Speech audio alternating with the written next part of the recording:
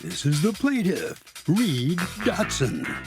He says he was rear-ended by the carelessly driving defendant, and his entire truck is now bashed in. He also lost 10 days of sleep due to back pain caused by the defendant's negligence, and he's here suing him for the $5,000 he surely owed.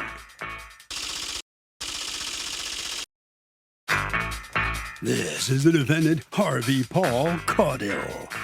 He says the unsafe plaintiff cut him off illegally and he hit into him. This happened 2 years ago. The guy was fine after the fender bender. Now, all of a sudden he's being sued? That sounds fishy to him. He's accused of following too closely. All parties, please raise your right hands. Welcome back to the People's Court. Next case in the docket. The plaintiff says he was rear-ended by the defendant. Now he can't sleep and he has back pain. But the defendant says the plaintiff illegally cut him off and was at fault for the accident, so he owes nada. It's the case of "you're a pain in my rear." I've been sworn, Your Honor. Thank you, Douglas. All right, Mr. Dotson, you are suing Mr. Caudill for $5,000 for a traffic accident that happened some time ago. Tell me what happened here. Yes, ma'am. I was simply sitting at the light. That's all I was doing. And the defendant hit me from behind. It's expressed clearly in the police report. It's the best way to describe it. I was just simply sitting at the light. Okay. So, Mr. Caudill, how did the accident happen? I was coming over the intersection held and stated. A person cut me off. I was in the right-hand lane, and I avoided trying to hit her. I swerved out into the left-hand lane, and Mr. Dotson popped out in front of me, and I had no time to stop. Therefore, I hit him. Okay, the police did you say that story on that day? Because the police gave you a citation for rear-ending him. Yes, so ma'am, I'm not I sure was they cited. bought the popped up out of nowhere, two people popping up out of nowhere. I don't think they bought that. What happened with the ticket? The ticket, I took care of the ticket within 2 weeks. Oh, you paid it? Yes. Okay. You are suing Mr. Dotson for $3,000 for loss of sleep for 10 days. Explain. This is the most creative thing I've ever seen in a lawsuit, so I want to understand it. I don't really know how to place a value on a good night's sleep. To me, it's worth $500, but other people I've asked said it was worth $200 or $300. To me, a good night's sleep is worth $500. And then if I cannot get a good night's sleep based on the defendant's actions, well, then he should be made to pay. I'm putting it in your capable hands. Yes, you're not going to like the result of my capable handling of it, but why would you? Do you have any independent documentation of this loss of sleep? Like, did you see a doctor about insomnia or anything like that? Well, no, it wasn't the loss of sleep because of insomnia, ma'am. It was loss of sleep because my back was injured. I'm a 50-year-old man. Okay, so did you see a doctor? So then you're a 50-year-old man with a back injury, you're saying, which I understand. So did you see a doctor? No, ma'am, I didn't because I didn't want to accrue additional medical expenses for them to take a $3,000 x-ray to tell me my back wasn't broken. It was soft tissue damage. I've had injuries before, and I just didn't feel it was prudent to accrue medical bills for something but when you come to court, you kind of have to have proof of what you're saying. I mean, at what speed did this happen? 25 miles an hour. Yeah. So his insurance did cover the damage to your truck. You're here suing for loss of sleep and for loss of the use of the truck and the amount the insurance company should have paid you for car rental. Now, you didn't actually expend any money in renting a truck, did you? No, ma'am. However, almost 3 months had passed prior to the date of the accident to the point where the insurance company had made me whole. So during that 3 months' time, I was simply out of the use of the truck, or it was at my peril. Right. So how did you work? What did you do for those 3 months?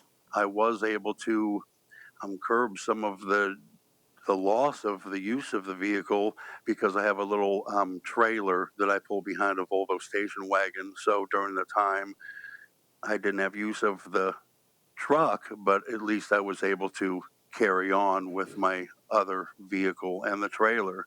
Okay, so you didn't spend any money on rental, but you feel that it's inappropriate for them not to compensate you for loss of use, even though you've already Absolutely. settled with the insurance company for the car portion of this, not the injury portion, but the car portion.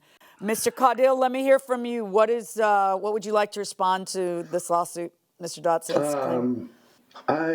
Here's my statement. You have 2 years from the date of the accident to make an injury claim.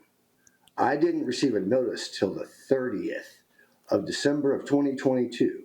That accident happened on September the 17th of 2019. Okay, and what's your only response to notice- that, Mr. Dotson? Well, I was attempting to negotiate with his insurance company, and his insurance company should have made me whole. They did extend an offer. It's actually academic, Mr. Caudill, because although you would be normally right, there's been an extension due to COVID of an additional 4 months. So he's still within the statute of I did limitations. not know.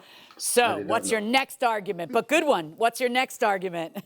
Well, I didn't have one to begin with, you know what I mean, other than the fact that he just waited 2 years plus to file anything. 3,000 of his 5,000 is for loss of sleep.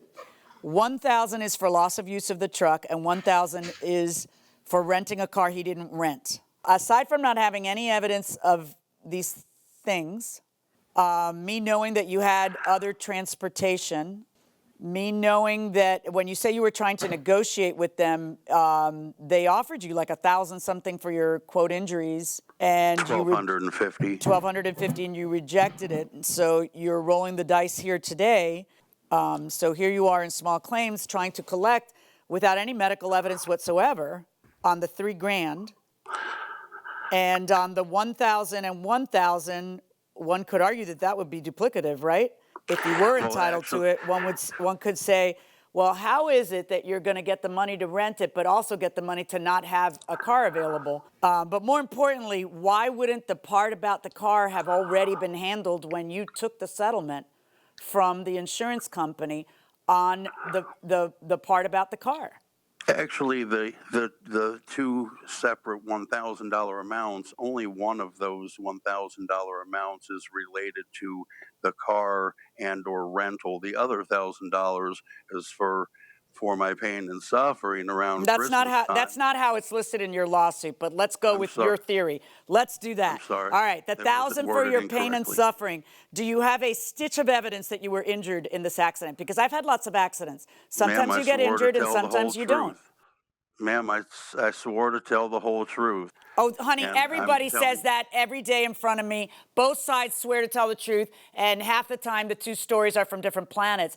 That, you understand I'm a judge, and I deal in evidence and proof. I mean, I people understand. can't just come and say, I want 5,000, I've been injured. You've got to show me that there's some injury, something. I mean, there's literally zero here. On the police report, if you look up at the upper right, it does say the injury possible. Box Okay, number 4. injury's possible. I'll grant you that. But here's what happens when you come to court. You have to prove to me not that it's possible. You have to prove to me that it actually is true. You have to prove to me that it is more likely than not, the evidence is in your favor that what you're telling me actually happened. I mean, the fact that you're trying to ascribe money for your loss of sleep and then money for this and money for that, you should have taken what the insurance company offered you, because you're not going to get anything here. My verdict in this case is for the defendant. Thank you, Your Honor. Mr. Dotson, let me ask you how you feel about the judge's decision. You Well, don't it's get the anything. judge's decision. It's her decision, and I stand by it. If that's her decision, everyone will You move kind of on. have to. You kind of rolled the dice to Agreed. come to court rather than accepting what you were offered by the insurance company. I roll do the you- dice every day by getting in my vehicle. Well, that's true. Do you wish now you had taken what they offered you? Not necessarily. Really? Okay. All right. It's not about the Where money. did you come up with $500 for what for loss of sleep? It was an arbitrary number. How much is a good night's sleep worth to you? I don't know. I've never tried to price it out, but I wanted to learn from you. That's how what you I was came up hoping with we it. would find out here today. Okay. Sorry about that. Well, you don't It's all collect right, for it. buddy. Okay, Thanks, now Doug. we know what the judge thinks. Mr. Claudel, I guess you're breathing a little sigh of relief. Am I right? Yes, sir, I very much am, because, this jumped out of nowhere at me. And I stand by the judge's decision. I'm sure you do. I'm sure you do. Okay, congratulations then. You're off the hook. Thank you. Very good. Harvey, what are you thinking? So, Doug, in this case, the defendant got a ticket, a citation. Here's the thing about that. The police decision to cite somebody is not binding on the judge. The police weren't even there. So it's the police's opinion. They are allowed to enforce that. But when a case goes to court, the judge can consider what the police said, but that is not what guides the judge. Since I know they have all girls, if they would have had a boy, what name would they have chosen and why? So I'm going to throw that one at you, Marilyn. What do you think? I know what name I would have liked. Obviously, we would have discussed it. It never came up because we knew what each of our children were before they came. Right. But your name happens to be John Charles. Right. And that is an actual complete name in Spanish, Juan Carlos. Right.